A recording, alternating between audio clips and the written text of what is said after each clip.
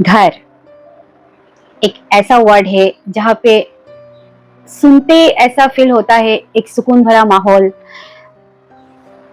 एक मंदिर जहाँ पे सुकून से पूजा करना, एक किचन जहाँ से टेस्टी टेस्टी खाना बन के आता है, और एक बेडरूम जहाँ पे हम सुकून के नींद, चैन का नींद, बड़े शांति से सोना अपने मर्जी से, सबके साथ एक साथ रहने का नाम है घर। एक फैमिली, एक परिवार, सब मिलजुल के रहने का नाम है घर।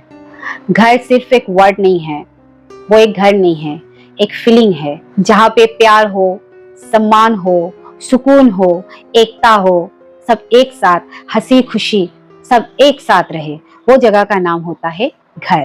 पर अगर उस घर में कोई नार्सिसिस्ट हो तब वो घर एक घर नहीं रहता, वो चेंज हो जाता है। किसमें? एक जेल में, एक बैटलफील्ड में, एक युद्ध के मैदान में। आज की वीडियो में हम लोग डिस्कस करेंगे कि कैसे एक नार्सिसिस्ट अपने ही घर का सुकून चैन खुद के हाथों से ही छीन लेता है, घर के हर एक मेंबर्स के बीच में दरार डाल देता है और एक टॉक्सिक सा क्लाइमेट, एक टॉक्सिक सा माहौल, एक टॉक्सिक सा एनवायरनमेंट 24/7 क्रिएट करके रखता है। Yes, hello, welcome you to my channel mind and soul. Decode narcissist, take back all your powers. Narcissist को पहचानिए, खुद को बचाइए। Let's start today's video. एक नार्सिसिस्ट कैसे अपना खुद का ही घर का माहौल को कैसे बिगाड़ लेता है, कैसे ही घर में जहर घोल के चारों तरफ एक जहरीला एनवायरनमेंट क्रिएट कर देता है, चलिए इस बारे में बात करते हैं। घर में हर समय एक तनाव, एक टेंशन और एक डर का माहौल रहता है। सब लोग उस नार्सिसिस्ट से डरने लगते हैं।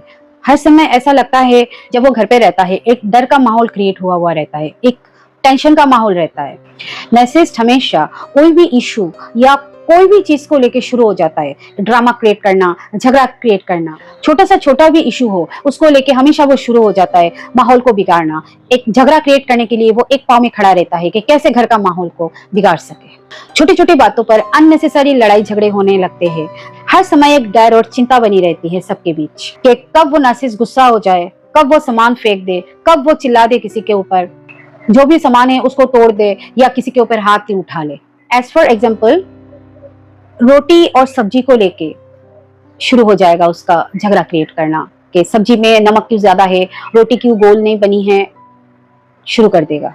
और झगड़ा करते करते वो एक बड़ा झगड़े में तब्दील हो जाएगा और पूरा घर का माहौल पूरा बिगड़ जाएगा, सब लोग टेंस्ड हो जाएंगे, सबका मूड बिगड़ जाता है। उससे रिजल्ट ये होता है घर में शांति और खुशी की जगह में एक डर, गुस्सा और तनाव, टेंशन, ये सब रह जाते हैं। मैनिपुलेशन और ब्लेम गेम से रिश्ते तोड़ना, वो तो माहिर होता है मैनिपुलेशन में। परिवार के लोगों को एक दूसरे के खिलाफ ही झगड़ा करा देता है वो नार्सिसिस्ट, एक दूसरे के खिलाफ ही भड़का देता है वो। और तब खुद वो नार्सिसिस्ट मुस्कुरा रहता है, वो खुश रहता है, वो हंसने लगता है कि कैसे वो सबके बीच में लड़ाइयां करा के खुद को बड़ा पावरफुल समझ रहा है। नार्सिसिस्ट घर के सारे रिश्तों को, चाहे उसके बच्चे हो, वाइफ हो, मम्मी पापा हो, सिस्टर ब्रदर हो, कोई भी हो, हर रिश्ते को वो हमेशा कंट्रोल करना चाहता है। उसको चाहिए कि उसके कंट्रोल में सब लोग रहे, घर पे चाहे जितना भी लोग हो सब उसी के कंट्रोल में उसको चाहिए होता है। वो इस तरीके से घर का माहौल को बिगाड़ता है, इस तरीके से एक दूसरे के खिलाफ घर के मेंबर्स को खड़ा कर देता है कि सारे जो मेंबर्स है वो एक दूसरे पे डाउट करने लगते हैं और रिश्ते खराब होने लगते हैं। उनके बीच में जो अच्छा रिश्ता था वो एक नार्सिसिस्ट सबको मैनिपुलेट करके उन सब के बीच का जो प्यारा सा रिश्ता था उसको भी वो बिगाड़ देता है। और वो नार्सिसिस्ट चाहे कोई भी प्रॉब्लम हो, कोई भी इशू हो घर पे, किसी ना किसी पे उसका ब्लेम वो डाल देता है। उसका जैसे कहीं पे कोई गलती नहीं है। मैं हर समय बताती हूँ ये चीज, नार्सिसिस्ट कभी भी अपना गलती नहीं मानता है। वो किसी और पे हर चीज का ब्लेम डाल के खुद बड़ा खुश होकर रहता है कि देखो मैंने हर किसी को मैनिपुलेट करके हर किसी पे ब्लेम डाल के मैं सेफ हो गया। ऐसे उसके दिमाग में चलता रहता है। एग्जाम्पल, एक बहुत ही कॉमन एग्जाम्पल है। सपोज एक घर पे एक सासू माँ नार्सिसिस्ट है, तो नई बहू आई है तो उसको वो कंट्रोल करने की कोशिश कर रही है, तो कंट्रोल नहीं हो रही है तो उसको मैनिपुलेट करना पड़ेगा ना। वो क्या करती है, अपने बेटे को बोलेगी कि तुम्हारी वाइफ तुमको मेरे खिलाफ भड़काती है, मेरे बारे में गंदा बोलती है, हाँ, ताकि तुम मुझसे अलग हो जाओ। हम लोग माँ और बेटे का रिश्ता इतना पुराना है, वो 2 दिन की आई हुई लड़की हम दोनों के बीच में दरार पैदा कर रही है। और दूसरी तरफ जब वो बेटा घर पे नहीं रहता है, बहू को बोलती है तुम्हारे आने के बाद मेरा बेटा मुझे इग्नोर करने लगा, मेरा बेटा मुझसे दूर हो गया, सब तुम्हारी गलती है, तुमने मुझे और मेरे बेटे को अलग कर दिया। इस तरीके से वो जो हस्बैंड वाइफ है दोनों के बीच में जो ये गलतफहमी वाले बातें हैं एक दूसरे के मन में पनपते रहते हैं और शेयर नहीं करते हैं दोनों। जो सासू माँ ने वो जो मम्मी है उसने जो बोला है वो मन में ये सब चीज पालते रहते हैं और एक दूसरे के खिलाफ होने लगते हैं, दूरियां पैदा हो जाता है और वो नरसिस्ट सासू माँ उसमें कामयाब हो जाती है और ऐसे उसका जो कंट्रोल है बहू और बेटे के ऊपर वो बना हुआ रहता है। इससे परिवार में जो यूनिटी है, वो प्रेम है, वो एक साथ रहने का जो माहौल है वो बिगड़ने लगता है और उसका पावर ही चलने लगता है और लोग एक दूसरे के जो भी फैमिली मेंबर्स है वो एक दूसरे से अलग अलग होने लगते हैं। अब नेक्स्ट है वो नार्सिसिस्ट हर बात पे फैमिली मेंबर्स को नीचा दिखाते हैं, इंसल्ट करते रहते हैं हर एक मोड़ पे। नार्सिसिस्ट घर के चाहे कोई भी मेंबर हो उसको हमेशा नीचा दिखाते हैं, उनको बार बार इंसल्ट करते हैं, उनका जो कॉन्फिडेंस लेवल है उसको तोड़ने की कोशिश करता है, बार बार उसको इंसल्ट करके उसको उसका जो कॉन्फिडेंस है उसको पूरा खत्म कर देता है। वो इस तरीके से टॉन्ट्स और कमेंट्स करेगा कि बेचारा जो फैमिली मेंबर्स है उनका जो कॉन्फिडेंस है, जो सेल्फ स्टीम है उसको धक्का लगता है और वो फिनिश हो जाता है, वो फिनिश होने के कगार पे आ जाती है, उनका सेल्फ कॉन्फिडेंस बिल्कुल जीरो हो जाती है। और खास तौर पे ये वाली सिचुएशन में घर की जो लेडीज है, जो औरतें हैं और जो बच्चे हैं उनको विक्टिम बनाया जाता है। यस, उनपे ज्यादा ये सब चीज करते हैं ये नार्सिसिस्ट। और ऐसे इंसल्ट्स जो ये घर पे ये नार्सिसिस्ट करते हैं ये बच्चों के पर्सनैलिटी पे बुरी तरह से इम्पैक्ट करते हैं। बच्चे सैड हो जाते हैं, दुखी हो जाते हैं, घर के जो लोग हैं मेंबर्स है वो खुद को बेकार और कमजोर समझने लगते हैं कि मैं तो यूजलेस हूँ, वो तो सही कह रहा है, मुझसे तो कुछ होता ही नहीं है। अगर आप एक नार्सिसिस्ट के साथ में मैरिड हो और उनसे आपको बच्चे भी है तो उनसे ज्यादा ध्यान अपने बच्चों पे दीजिए, अपने बच्चों की परवरिश पे दीजिए, अपने बच्चों के फ्यूचर को डेवलप करने में ज्यादा फोकस करिए। किसी भी हालत में बच्चों के ऊपर वो जो नार्सिसिस्ट है उनका साया या इम्पैक्ट किसी भी हालत में बच्चों के ऊपर ना पड़ने दे। बच्चों से नार्सिसिज्म के बारे में, नार्सिसिस्ट के बारे में और उसके जो साइड इफेक्ट्स है, उसका जो इम्पैक्ट है हमारी लाइफ में, उन्हीं के भाषा में, बच्चों वाली भाषा में, जो भाषा वो समझ सके, जितना सिंपल वे से आप बच्चों को समझा सके उतना सिंपल वे से नार्सिसिस्ट को लेके बच्चों से बात करिए, उनको समझाइए, ताकि बच्चे भी बचपन से ही बुरा भले का जो डिफरेंस है, गुड बैड का जो डिफरेंस है, नार्सिसिस्ट और नॉर्मल इंसान का जो डिफरेंस है समझ सके। नहीं तो वो नार्सिसिस्ट इस कदर बच्चों को भी मैनिपुलेट करेगा कि आपके घर पे एक दूसरा नार्सिसिस्ट बड़ा हो जाएगा, तो कोई दूसरा नहीं हो। इसीलिए बच्चों के साथ खुलकर ही बचपन से ही उनके तरीके से, उनके भाषा में, सिंपल वे से उनसे बात करिए, गुड बैड का अंतर समझाइए, उनको मन में जगाइए कि क्या चीज अच्छा है और क्या चीज बुरा है। एक घर में जब एक नार्सिसिस्ट होता है तब उसी का राज चलता है, उसी का कंट्रोल हर किसी पे चलता है। नार्सिसिस्ट घर के हर फैसले को कंट्रोल करता है, हर चीज पे उसका एक कंट्रोल रहता है, जहाँ पे बाकी जो जितने भी लोग हैं सब उससे डरे हुए सहमे से रहते हैं।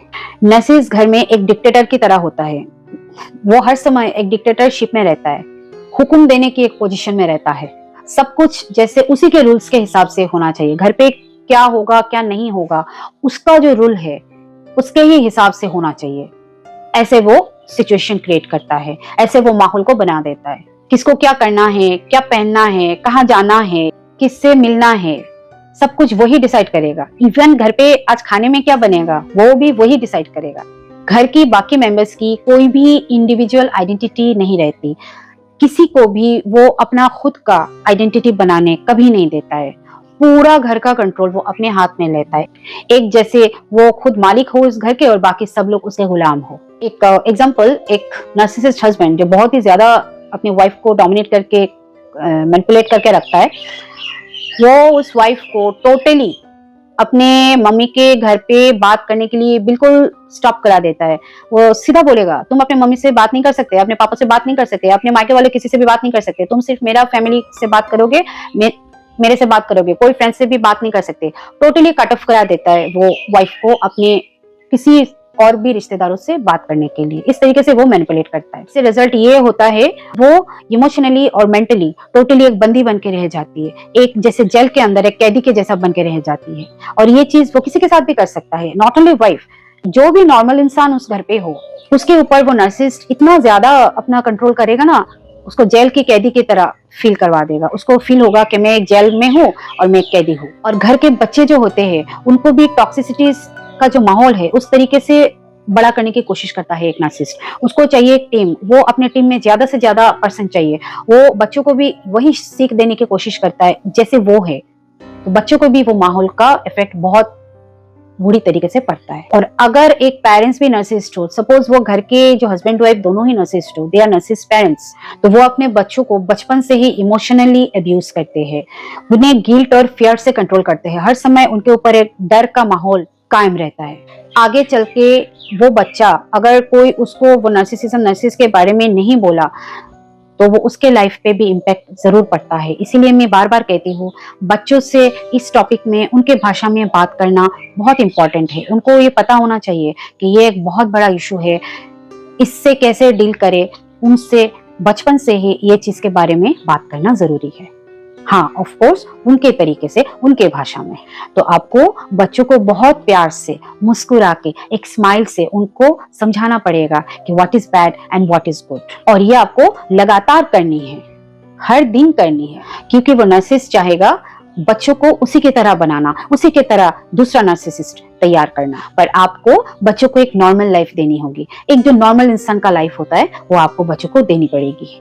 If you do not pay attention on your kids, आप अगर आपके बच्चों पे शुरू से ही ध्यान ना दे, उनका परवरिश पे ध्यान ना दे, तो आगे चल के फ्यूचर में उनको प्रॉब्लम होगी।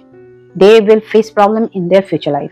क्योंकि जो अदर पेरेंट है, आपका हस्बैंड या वाइफ जो भी नार्सिसिस्ट है, वो भी तो उसको रेडी कर रहा है ना एक नार्सिसिस्ट बनाने के लिए। तो आपको ज्यादा से ज्यादा अटेंशन बच्चों पे देना पड़ेगा। ऑफ कोर्स अपने साथ साथ आप पे भी दीजिए, बच्चों पे भी दीजिए, ताकि आगे चल के उनको जिंदगी के कई भी मोड़ पे तकलीफ ना हो, दिक्कत नहीं हो। तो खुद के साथ साथ अपने बच्चों को भी नार्सिसिस्ट से बचाइए। अब मैं बात करूंगी ऐसे टॉक्सिक माहौल और ऐसे टॉक्सिक घर से अपने आप को, आप खुद को कैसे बचा सकते हैं। हर चीज टॉलरेट करने की जरूरत नहीं है। जरूरी नहीं है कि हर चीज आपको सहना पड़ेगा, हर चीज टॉलरेट करना पड़ेगा, ये जरूरी नहीं है। मत टॉलरेट कीजिए। जो अनएक्सेप्टेबल है उस पर क्लैरिटी लिमिट लगाइए। जो एक्सेप्ट करने लायक जो चीज नहीं है उसको नो कहना सीखिए, उस पर लिमिट लगाइए। अगर आप फाइनेंशियली डिपेंडेंट हो उस नार्सिसिस्ट के ऊपर तो थोड़ा थोड़ा करके ही सही, पर खुद को फाइनेंशियली इंडिपेंडेंट बनाने की सोचिए। शुरुआत तो कीजिए। ये नहीं कि एक दिन में आपको लाखों कमाना है। 1000 से शुरू करिए, 2000 से शुरू करिए, पर एटलीस्ट शुरू तो करिए और पैसा जमाने की, कमाने की कोशिश करिए, ताकि हर समय उसके ऊपर आपको फाइनेंशियली डिपेंडेंट नहीं रहना पड़े और उसको मौका नहीं मिले फिर एक बहाना लेके घर का माहौल को बिगाड़ने का। अपने दोस्त, अपने फ्रेंड्स, फैमिली जिसके साथ आपको खुशी मिलती है उनके साथ रेगुलर कांटेक्ट पे रहिए, चाहे जैसे भी हो रेगुलर कांटेक्ट पे रहिए, ताकि जरूरत के समय वो लोग आपकी हेल्प कर सके, सच्ची हेल्प कर सके। या फिर अगर सिचुएशन ज्यादा खराब हो जाए, कोई मेंटर से आप बात कर सकते हैं, आप साइकोलॉजिकल हेल्प ले सकते हैं। अगर आपका दिमाग काम करना बंद कर दे, जो भी मेंटर है, जो भी एक्सपर्ट है, उनसे आप हेल्प ले सकते हैं, ताकि आपको ऐसा सिचुएशन से निकलने में साइकोलॉजिकली आपको हेल्प मिल सके। और अगर आप उस नार्सिसिस्ट के साथ हो और अभी तक आपके किड्स नहीं हुए हैं, बच्चे नहीं हुए हैं, और सिचुएशन बहुत ज्यादा जहरीला, बहुत ज्यादा टॉक्सिक हो जाए, तो आप उस रिश्ते से निकलने की सोच सकते हैं। बच्चे हो जाते हैं तो थोड़ा प्रॉब्लम हो जाती है, बहुत सारे क्लैशेस हो जाती है। ये नहीं कि बच्चे होने के बाद अगर जहरीला सिचुएशन हो जाए आप निकल नहीं सकते, डेफिनेटली आप निकल सकते हो, पर उसमें बहुत सारे प्रॉब्लम्स आएगी। अभी जो बात है वो है, अगर आपके उस नार्सिसिस्ट से बच्चे नहीं हो और आपका सिचुएशन बहुत ज्यादा टू मच टॉक्सिक हो जाए, तो आप कभी भी उस रिश्ते से निकल सकते हैं, क्योंकि आपकी खुद की लाइफ है। आपको हक है आपके लाइफ में खुश होकर रहने का, क्यों उसके साथ घुट घुट के जीना। आप आराम से उस रिश्ते से निकल के, लीगली निकल के आप एक नॉर्मल इंसान के साथ सेट हो सकते हो, एक पीसफुल लाइफ पा सकते हो, एक हैप्पी लाइफ पा सकते हो, एक हेल्दी लाइफ पा सकते हो। अगर आपकी खुद की घर की लाइफ टॉक्सिक हो जाए, जहरीला हो जाए, तो कभी अपने आप को ये मत समझिए कि आप अकेले हैं, आपसे कुछ नहीं होगा। आपके पास सॉल्यूशंस है और आप वापस अपनी लाइफ को कंट्रोल में ले सकते हैं। यस, आपके पास बहुत सारे सॉल्यूशंस है। आप कंट्रोल को वापस अपने हाथ में ले सकते हैं। आपके घर की बागडोर आपके हाथ में ले सकते हैं। उसके लिए आपको थोड़ी सी हिम्मत दिखानी पड़ेगी। यस, आपको हिम्मत वाली या हिम्मत वाला बनना पड़ेगा। हिम्मत तो चाहिए बॉस, हिम्मत के बिना कुछ नहीं होता।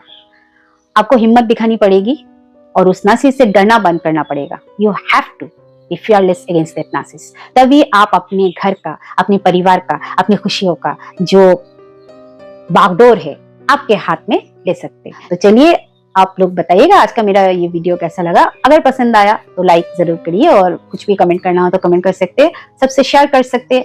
तो चलिए मैं मिलती हूँ आपके साथ मेरा नेक्स्ट वीडियो में। Till then take care, bye bye.